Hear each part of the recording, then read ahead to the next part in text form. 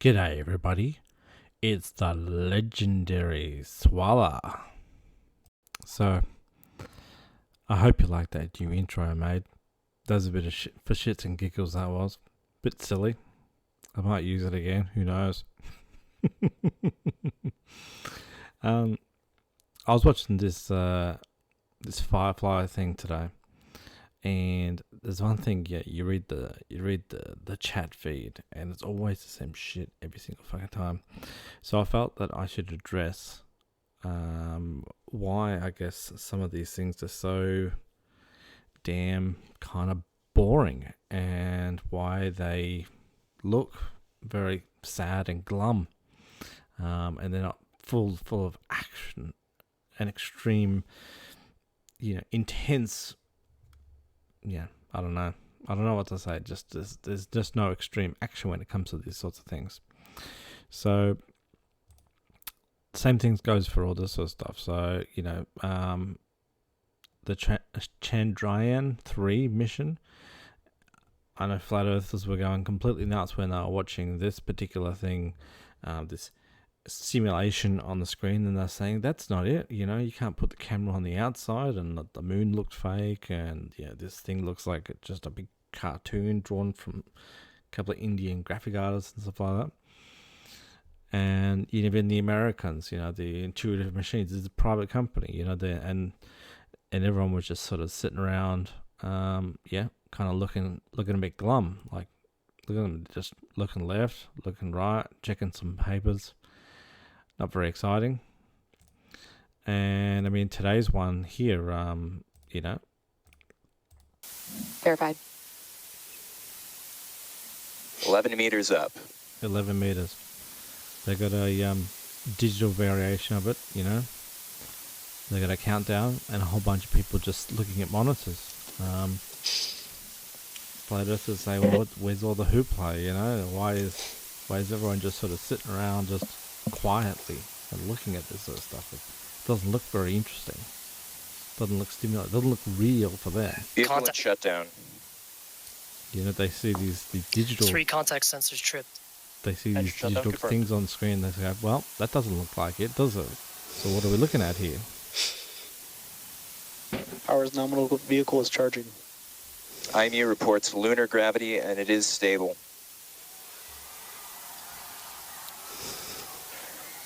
Alcon, Chief Engineer on Ops. Y'all select the landing. We're on the moon.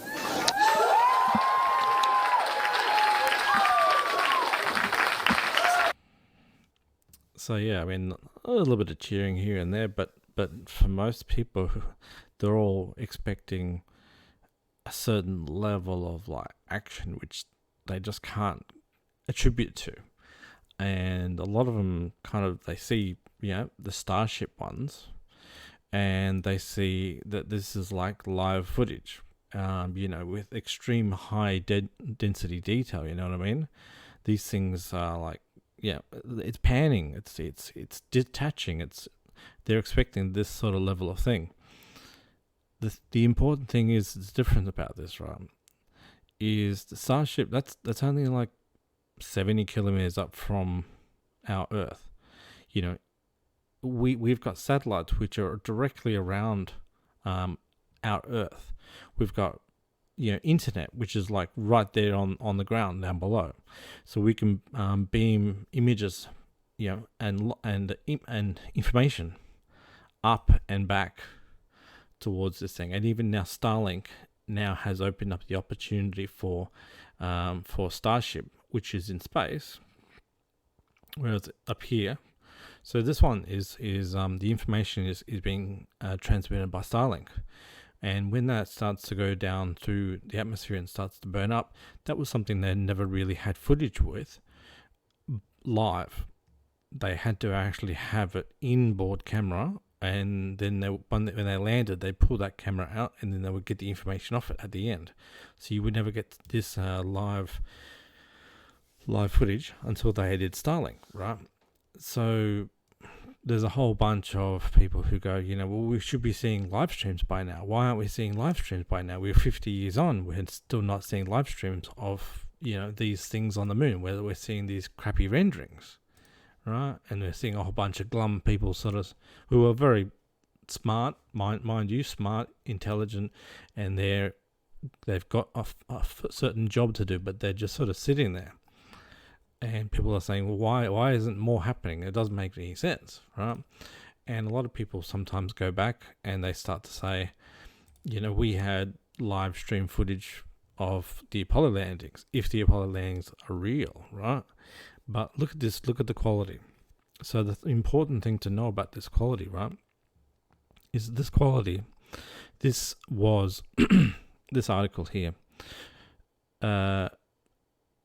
This image was I think it was 400 pixels by 400 pixels in size. So it's about the same size as probably like a postage stamp or something like that. Maybe even the size of one phone. Like on an old CRT TV set, right? And so the quality of the image was coming through was a very, very, very low bandwidth. The amount of information that was transferring back, and they transmitted that onto an old TV, and they record it with one of these old 1968 sort of TV cameras, right? And so you can kind of see from this particular article here, right, that when they were up, they basically transmitted the information through onto one of these sets, and then zoomed their TV camera into the face of this so that they could make the 400 pixel by 400 pixel image bigger. And that was the only way they could actually make it like visible on everyone's TV sets, right? They didn't have that thing where they could portal it straight through some sort of digital machine or anything like that. They basically had radio transmission go straight to this TV, and then they would record the TV to be able to get the image. And the most critical thing about this particular thing is that when they landed, right? So when they landed, they had the radio which basically said, the Eagle has landed. We've got a bunch of guys who are about to turn blue, right? So that was the radio contact that they had. That was the bandwidth they had. Basically, they had guys talking backwards and forwards, talking about what height there are, what jets have been fired and stuff like that, and whether or not they landed, and their current position, what the computer is saying. So they just basically had radio waves, and those guys had a rest, right? Maybe they had something to eat, and then they sat down, and then they started to put on their pants, and they started to put on their top, started to put on their boots, they started to put on their backpacks, and they detached all their tubes, right? And they took 2 to 3 hours just to get ready. And they were worried also about getting the radio antenna pointing the correct direction. And they had to spin it around and make sure it was pointing towards the earth. And they had so much to do that once they finally started to do this particular footage here, about 3 to 4 hours had passed.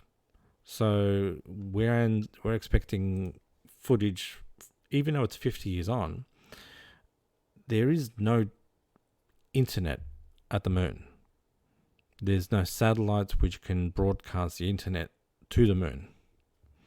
Even if we did have 1 or 2 satellites up there, they would be going in a particular pathway, and we can't guarantee that satellite is going to go straight over the top of one of these landers.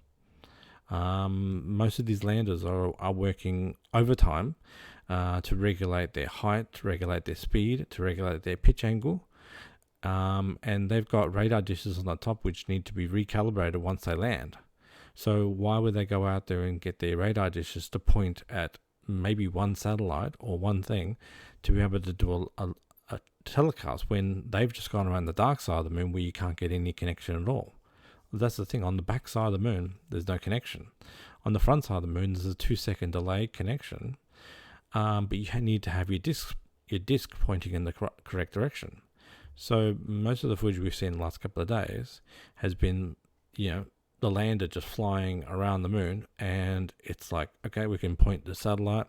This is the footage we've had for the last 10 minutes. Boom, boom, boom. They send that back, and we can have a look at a 10-second video of them going around the moon, or a time lapse of it going 12 hours around the moon. But when it comes back around, it goes boom, boom, boom, does the quick download. But you can't do it live stream until we actually have a system where we have like 30 Starlink satellites going around the moon and have them transmit the information back to the Earth. We won't get a true live stream of an internet quality that people are anticipating these days, this sort of internet quality, until we've got a whole series of Starlinks floating around the moon, actively connecting to those landers as they're coming into land.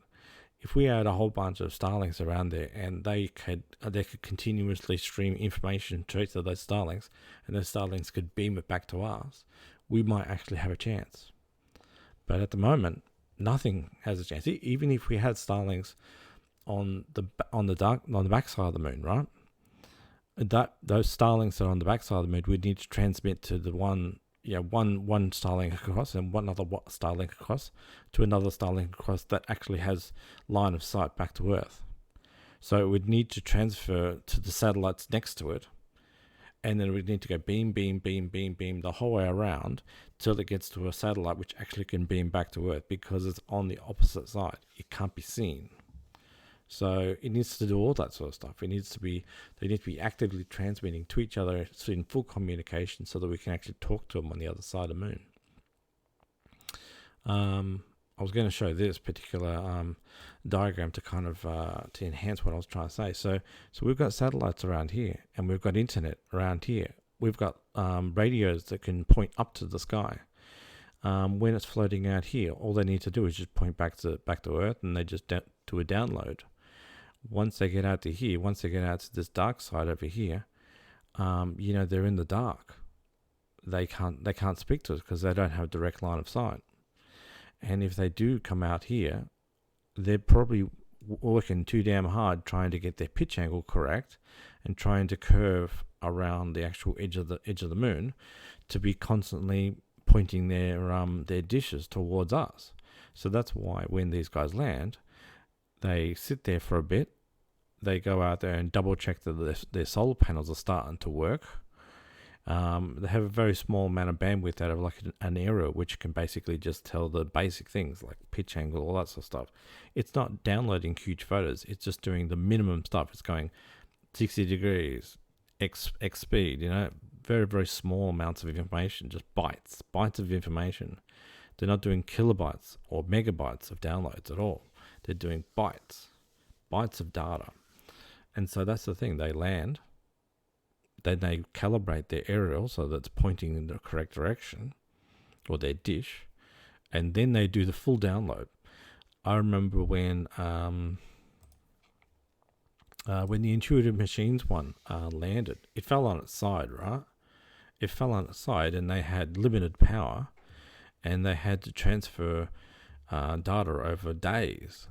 It took them like a few hours to get clear shots of which direction it had fallen, because the speed it had to point its dish. I think even the dish that it had was pointing in the wrong direction. It was pointing towards the surface, which means that they can't twist it around and point towards Earth. So they had another smaller, less important dish on the back, and they had to drip feed their internet through. So yeah, I just find it kind of weird that but people are in these days are kind of anticipating that because 50 years has passed, that we should have immediate 1080p live stream downloads when we don't have any Starlink flying around the moon. If we had 30 Starlink flying around the moon, it would probably solve half of these problems, and we'd be able to enjoy a live stream of something landing on the moon in real time. But until then, we're going to have to keep on just waiting for connection details. You know what I mean? Anyway, thanks for listening.